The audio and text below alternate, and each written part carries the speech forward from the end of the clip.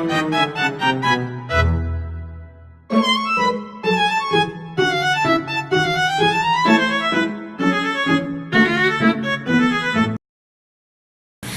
day, everyone! We are here to interview one of the former barangay captains here in Baring Carmen.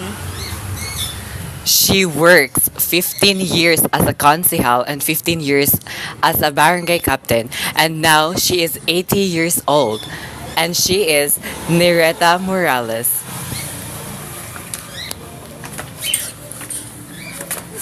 Good day, everyone.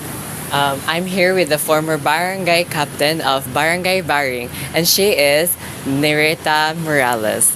So, hi, Nay. Good afternoon to you. Afternoon. So, I'm gonna ask you few questions about how giunsa ninyo pag-manage o communication sa una nga walay internet or kanang walay mga cellphones, mga gadgets. Lagmitan sa mga messages sa una kanang mga pahibalo sa taga baring kanang maghimo na mig letter. Maghimo letter nya ipadana mo barangay tanod. I-deliver sa ilang mga tagsa kabay ana. Unay usa una nga communication sa barangay. Ewa pa may mga cellphone sa una. Wa pa yung mga internet, o mga kuan mo na nga ipaagi lang og mga suwat. Here's the first question, Nay. So, actually, na-answer na ni mo sa imuhang kuan. Ato lang ibalik. So, how did people in the barangay usually send messages before cell phones and internet? So, sa unsang paagi ang mga tao sa barangay kasagarang magpadala og mga mensahe sa una nga wala pa cellphone o internet? Sa wala pa o sa una kay wala man gyud mga communication nga parehaan ng cellphone karon nga moabot man bisag asa maghimo ra mig letter nya among ipada sa barangay tanod ngadto sa mga hingtungdan. So, question number 2. Were there specific places where neighbors gathered to share news or talk? Ado na ba'y specific nga mga dapit diin ang mga silingan nagpundok aron sa pag-ambit sa mga balita or sa istorya? Ana ra gid kalagmitan og naay mga meeting nga ma-involve ang taga-barangay ana ra gid sa barangay hall. Ana mag-meeting diha kay naaman ang mga barangay official tanan, yung mga constituent sa barangay ana na gid magpundok. Maghisgot sa mga unsay mga hitabuan ng mga kuana, mga panahona ana ra diha.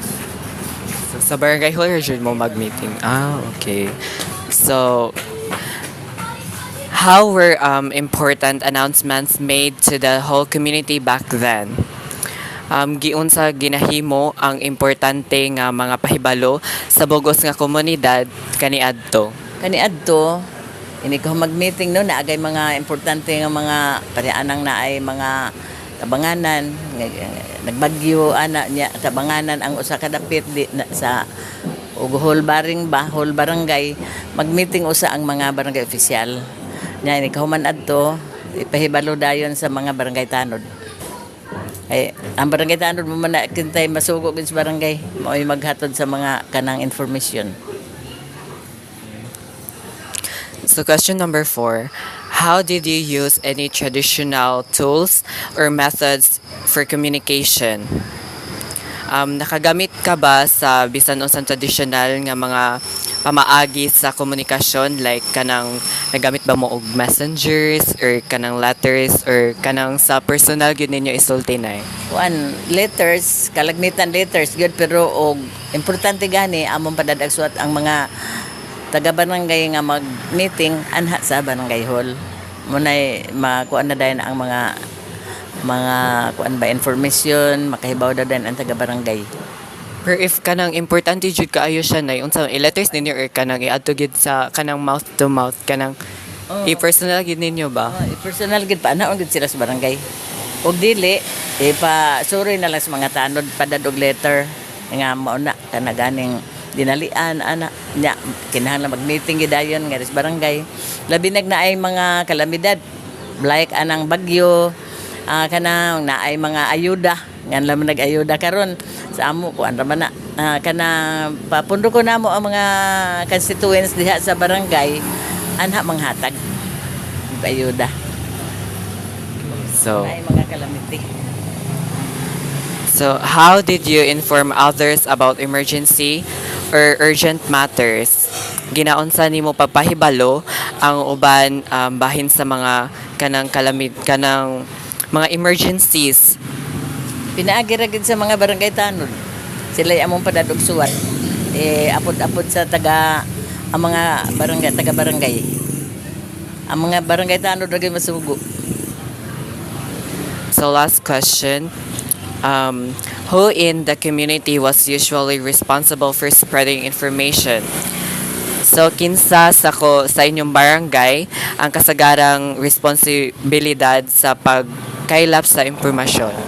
Kalagmitan yun, ang barangay secretary mo ra gina say makahimo ano mga information inikahuman og meeting sa mga barangay opisyal.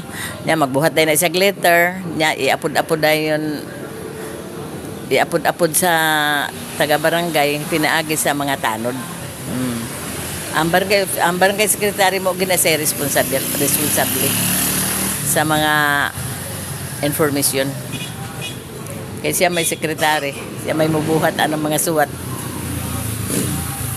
So that's all. Thank you, Nanay Nireta. Welcome. So, thank you for listening, everyone. Ug mao kato ang ilahang mga pamaagi sa pagkomunikasyon sa una nga wala pay cellphone o internet. That's all. Thank you for listening.